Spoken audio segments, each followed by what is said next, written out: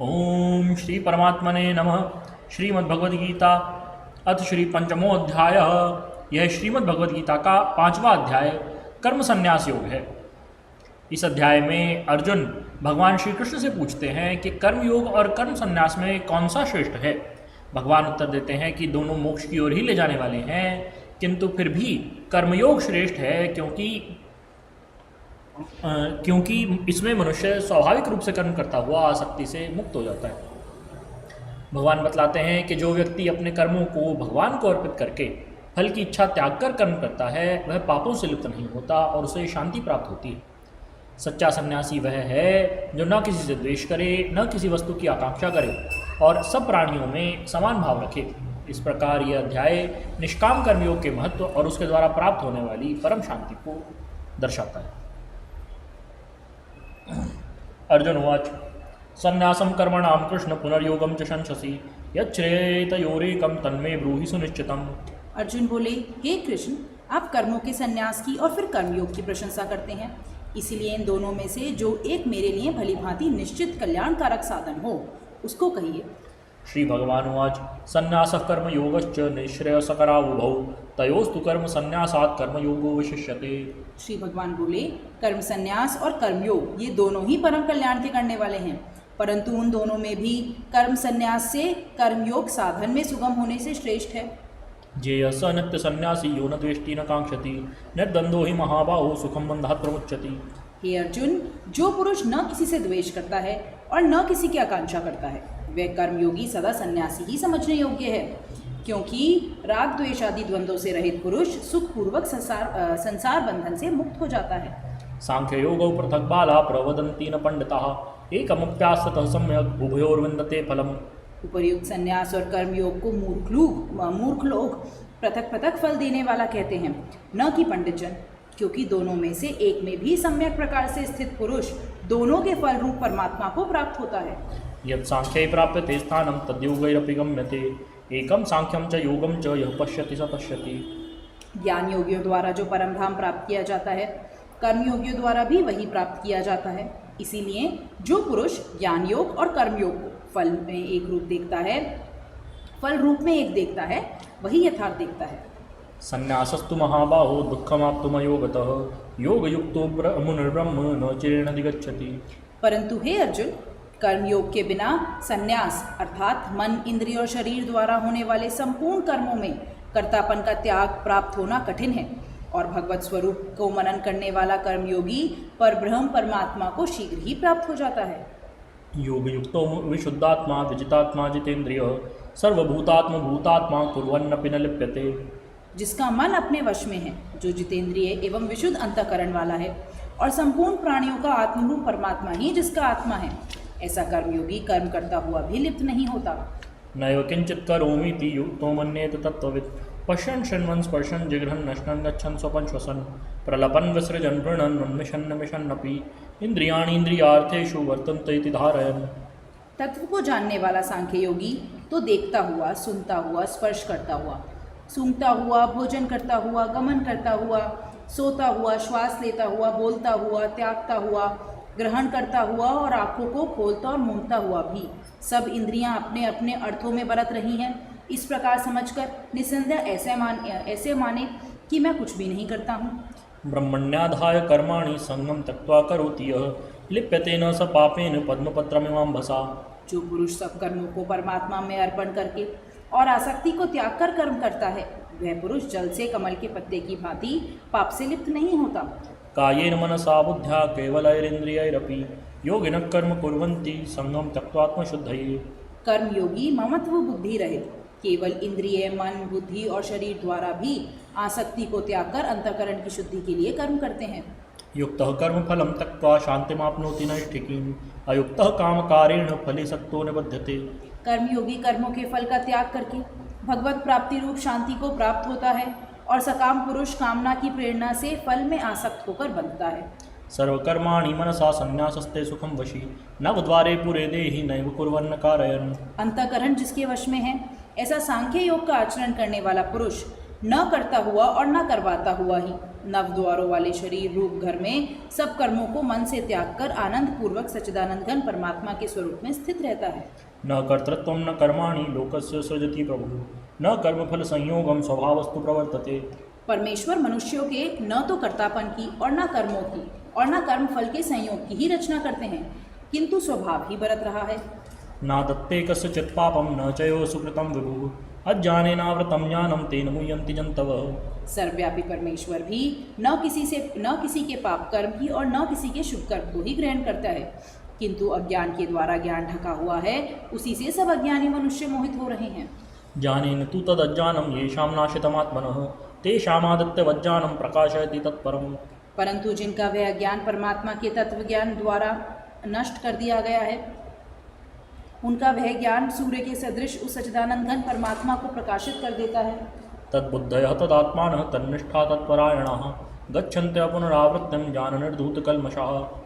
जिनका मन तद्रूप हो रहा है, जिनकी बुद्धि तद्रूप हो रही है और सच्चिदानंद घन परमात्मा में ही जिनकी निरंतर एक ही भाव से स्थिति है, ऐसे तत्परायण पुरुष ज्ञान के द्वारा पाप रहित होकर अपुनरावृत्ति को अर्थात परम गति को प्राप्त होते हैं। विद्या विनय संपन्ने ब्राह्मणे गविहस्तिनि शुनि चैव स्वपाके च पंडिताः समदर्शिनः।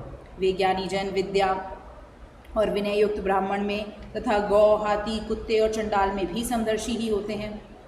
इहैव तैर्जितः सर्गो येषां साम्ये स्थितं मनः निर्दोषं हि समं ब्रह्म तस्मात् ब्रह्मणि ते स्थिताः। जिनका मन समभाव में स्थित है, उनके द्वारा इस जीवित अवस्था में ही संपूर्ण संसार जीत लिया गया है, क्योंकि सच्चिदानंद घन परमात्मा निर्दोष और सम है, इससे वे सच्चिदानंद घन परमात्मा में ही स्थित हैं। न प्ररिष्येत् प्रियं प्राप्य नो तुजेत् प्राप्य चाप्रियं स्थिर बुद्धिरसम्मूढ़ो ब्रह्मविद् ब्रह्मणि स्थितः।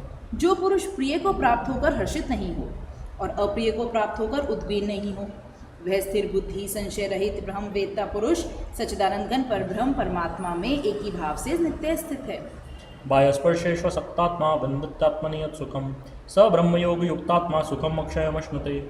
बाहर के विषयों में आसक्ति रहित अंतःकरण वाला साधक आत्मा में स्थित जो ध्यान जनित सात्विक आनंद है, उसको प्राप्त होता है। तदंतर वह सच्चिदानंद घन पर ब्रह्म परमात्मा के ध्यान रूप योग में अभिन्न भाव से स्थित पुरुष अक्षय आनंद का अनुभव करता है। ये ही संस्पर्शजा भोगा दुःखयोनय एव ते आद्यन्तवन्तः कौन्तेय न तेषु रमते बुधः। जो ये इंद्रिय तथा विषयों के संयोग से उत्पन्न होने वाले सब भोग हैं, यद्यपि विषयी पुरुषों को सुखरूप भासते हैं, तो भी दुख के ही हेतु हैं और आदि अंत वाले अर्थात अनित्य हैं। इसीलिए हे अर्जुन, बुद्धिमान विवेकी पुरुष उनमें नहीं रमता। शक्नोति हैव यः सोढुं प्राक्शरीरविमोक्षणात् काम क्रोधोद्भवं वेगं स युक्तः स सुखी नरः। जो साधक इस मनुष्य शरीर में शरीर का नाश होने से पहले पहले ही काम क्रोध से उत्पन्न होने वाले वेग को सहन करने में समर्थ हो जाता है, वही पुरुष योगी है और वही सुखी है। योऽन्तः सुखोऽन्तरारामः तथान्तर्ज्योतिरेव यः स योगी ब्रह्म निर्वाणं ब्रह्मभूतोऽधिगच्छति। जो पुरुष अंतरात्मा में ही सुख वाला है, आत्मा में ही रमण करने वाला है तथा जो आत्मा में ही ज्ञान वाला है, वह सच्चिदानंद घन पर ब्रह्म परमात्मा के साथ एक ही भाव को प्राप्त सांख्य योगी शांत ब्रह्म को प्राप्त होता है। लभन्ते ब्रह्म निर्वाणं ऋषयः क्षीणकल्मषाः छिन्नद्वैधायतात्मानः सर्वभूतहिते रताः। जिनके सब पाप नष्ट हो गए हैं, जिनके सब संशय ज्ञान के द्वारा निवृत्त हो गए हैं, जो संपूर्ण प्राणियों के हित में रत हैं और जिनका जीता हुआ मन निश्चल भाव से परमात्मा में स्थित है, वे ब्रह्मवेत्ता पुरुष शांत ब्रह्म को प्राप्त होते हैं। काम क्रोध वियुक्तानां यतीनां यतचेतसाम् अभितो ब्रह्म निर्वाणं वर्तते विदितात्मनां। काम क्रोध से रहित जीते हुए चित्त वाले पर ब्रह्म परमात्मा का साक्षात्कार किए हुए ज्ञानी पुरुषों के लिए सब ओर से शांत पर ब्रह्म परमात्मा ही परिपूर्ण है। स्पर्शान् कृत्वा बहिर्बाह्याश्च चक्षुश्चैवान्तरे भ्रुवोः प्राणापानौ समौ कृत्वा नासाभ्यन्तरचारिणौ यतेन्द्रियमनोबुद्धिर्मुनिर्मोक्षपरायणः विगतेच्छा भय क्रोधो यः सदा मुक्त एव सः।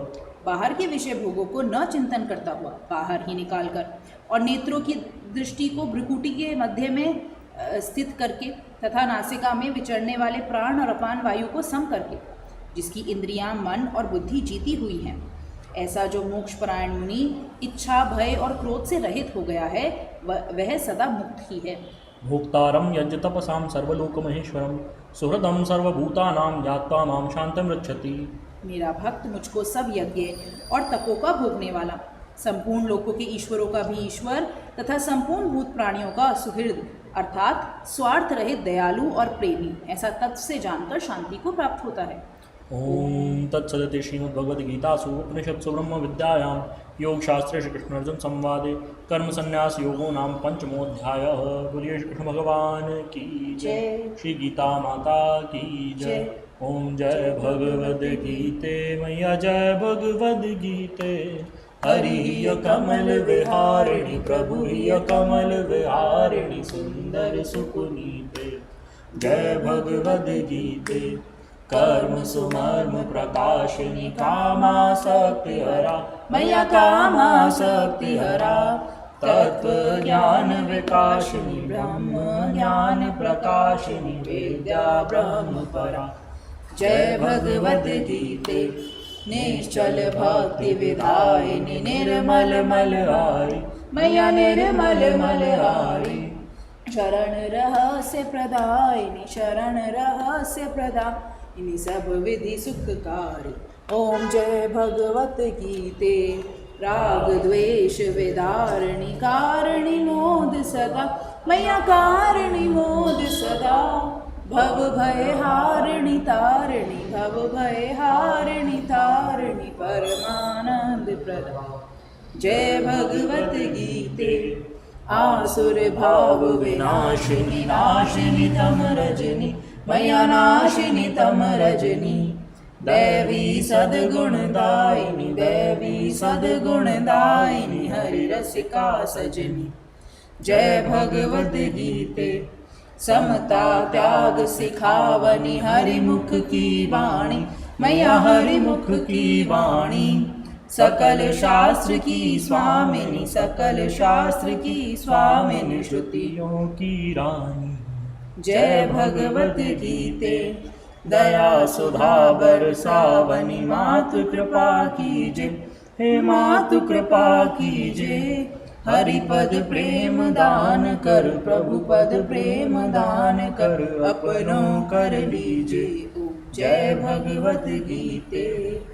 बोलिए श्री गीता माता की जय, श्री सद्गुरुदेव भगवान की जय, परम प्रभु श्री रामलाल जी महाराज की जय, योगीराज अनंत स्वामी श्री चंद्रमोहन जी महाराज की जय, श्री सदाशिव भगवान की जय, श्री वृंदावन विहारी लाल की जय,